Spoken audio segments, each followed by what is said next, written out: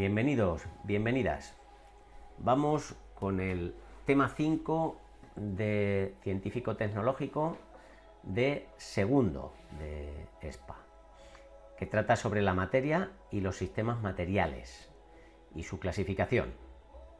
En el resumen vais a encontrar este documento y en ejercicios y actividades podréis practicar con este otro. Vamos con la explicación.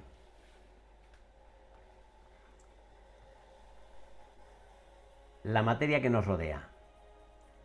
Materia es todo aquello que tiene masa y ocupa un volumen. Se puede observar y medir. La definición de sustancia es cada uno de los distintos tipos de materia con composición constante y propiedades características. Podemos encontrar sustancias puras, que tienen propiedades características definidas y no se puede separar en otras sustancias, al menos mediante procedimientos físicos. Las mezclas es un sistema formado por dos o más sustancias simples o compuestas y sí se pueden separar mediante procedimientos físicos.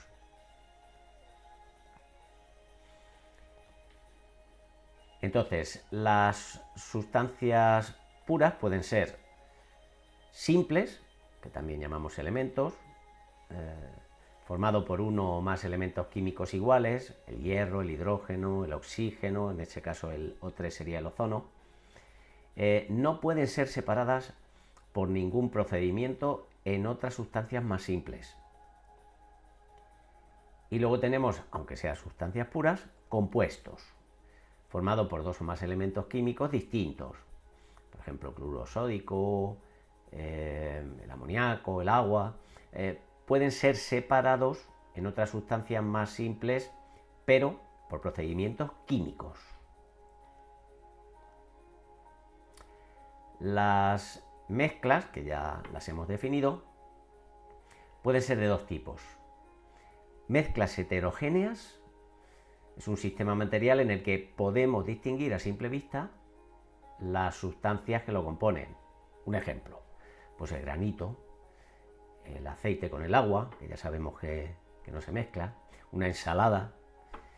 Los métodos para separar mezclas heterogéneas son diversas, ahora veremos algunos, como el cribado, tamizado, decantación, filtración, separación magnética, centrifugación.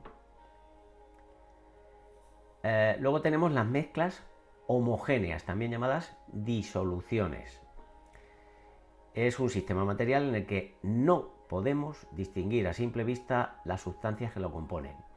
Por ejemplo, la leche, el agua con sal, donde una vez mezclado pues no podemos ver el agua y la sal, es un todo. El aire también es una mezcla de gases, el bronce, etc. Los métodos para separar disoluciones pues son desecación o secado, destilación, cromatografía, cristalización. Aquí tenemos algunos sistemas de separación, algunos métodos para separar mezclas heterogéneas, ¿vale? Ahí lo veis en dibujicos para que sea un poquito más intuitivo, más fácil de entender.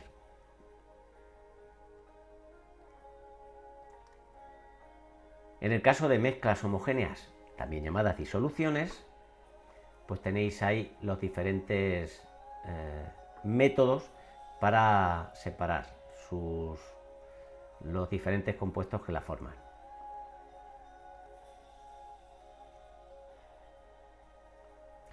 Ese es el cuadro resumen que tenéis en el documento PDF del resumen, donde se esquematiza lo que acabamos de ver.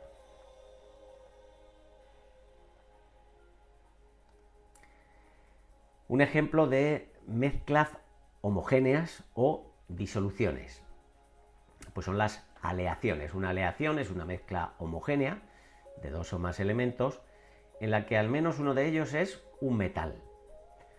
Las aleaciones son disoluciones sólidas que combinan las propiedades de sus componentes para producir un material con características mejoradas. Algunos ejemplos, pues tenemos el acero, que es una mezcla de hierro y carbono, que es más duro y resistente que el propio hierro. Otro ejemplo, el bronce, es una mezcla de cobre y estaño. El bronce se usaba, por ejemplo, en la fabricación de cañones.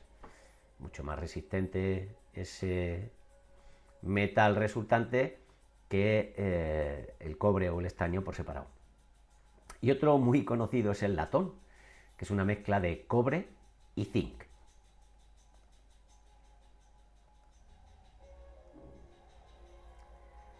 Dentro de una mezcla homogénea o disolución tenemos dos partes.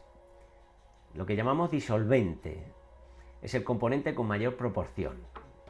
Y luego tenemos el soluto, que es el que está en menor cantidad. Por ejemplo, agua con sal.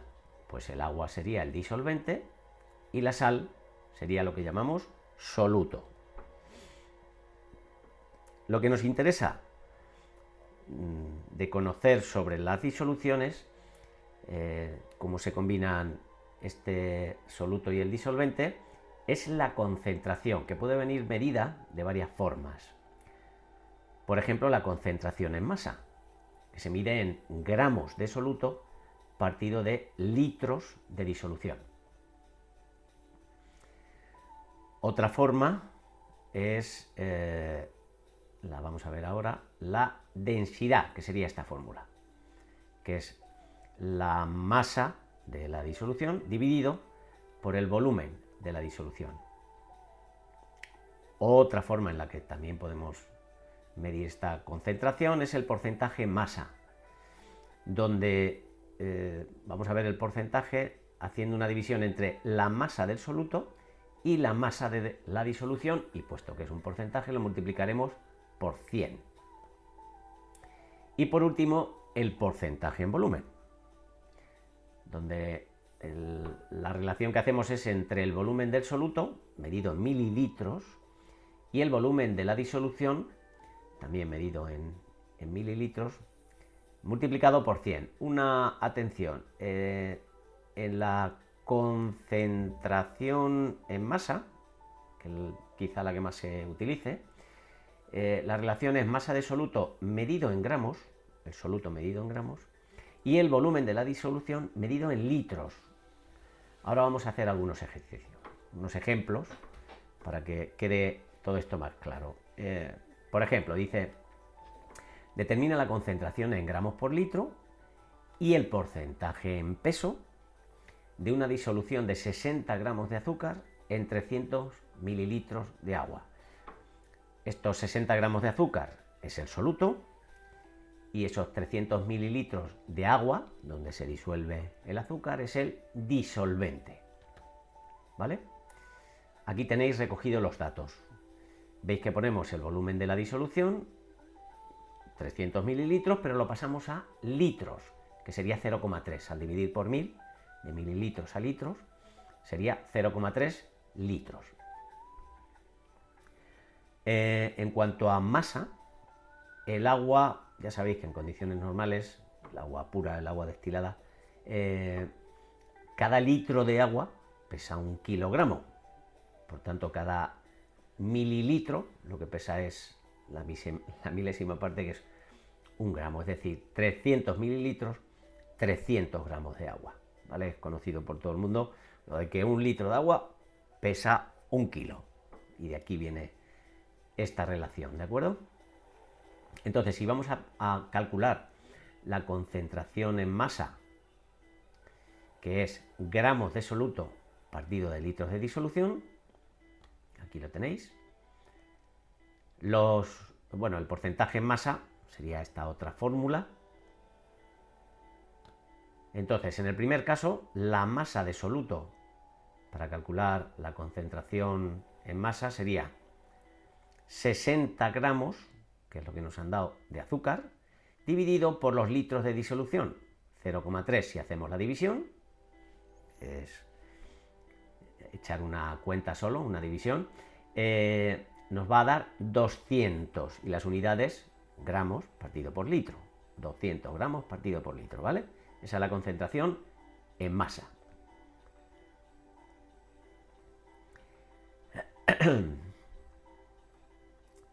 Vamos a calcular ahora el porcentaje en masa. Esto, que sería la concentración en masa, pero aplicando el porcentaje. ¿De acuerdo? Entonces, ahora,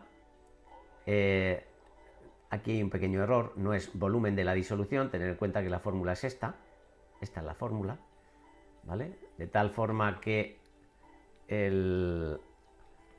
la masa, la fórmula está, a ver si encuentro el cursor, ¿vale? Es masa de disolución y masa de soluto.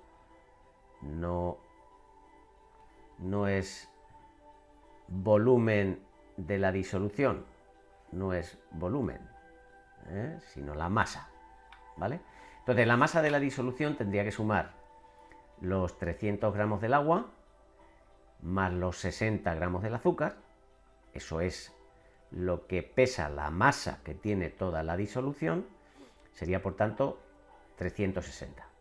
Si hago esta relación, sería gramos de soluto 60, gramos de disolución, la suma de las dos, el agua y el azúcar, 360. Como es un porcentaje, multiplico por 100. La división me va a dar 0,167, al multiplicar por 100, 16,7%. Ese es el tanto por ciento en masa, ¿de acuerdo? Recordad que la fórmula válida es esta que tenéis aquí arriba. Masa de soluto dividido de masa de disolución del total. Y lo multiplicamos por 100 para que me salga en porcentaje. Bueno, vamos ahora con los estados de agregación de la materia. ¿Cómo nos podemos encontrar la materia? La materia se puede encontrar en la naturaleza en 3 estados de agregación o estados físicos, que son sólido, líquido y gaseoso. Cada uno con sus propiedades características. Va en relación a cómo se mueven esas moléculas que componen esa sustancia. En el estado sólido, las moléculas se mueven poco, paradas completamente, es un principio físico, no pueden estar, ¿vale? Pero se mueven muy poco. Tan solo vibran prácticamente quietas en una posición. El volumen y la forma es fija, por tanto, se mueven poco, pues el volumen y la forma fijos. No fluyen, como ocurre con el siguiente estado que vamos a ver, y no se pueden comprimir, ya están lo suficientemente apretaditas, ¿vale? En el líquido las moléculas se mueven más, tienen más movimiento, forman agrupaciones que se deslizan unas sobre otras. El volumen es verdad que es fijo, pero la forma no, como decía Bruce Lee, be water my friend. Entonces se mueven, ¿no? Adquieren la forma del recipiente porque fluyen, aunque no se pueden comprimir. En el gas, en cambio, las moléculas se mueven mucho, prácticamente están libres por todo el recipiente. Entonces, ni el volumen ni la forma son fijas.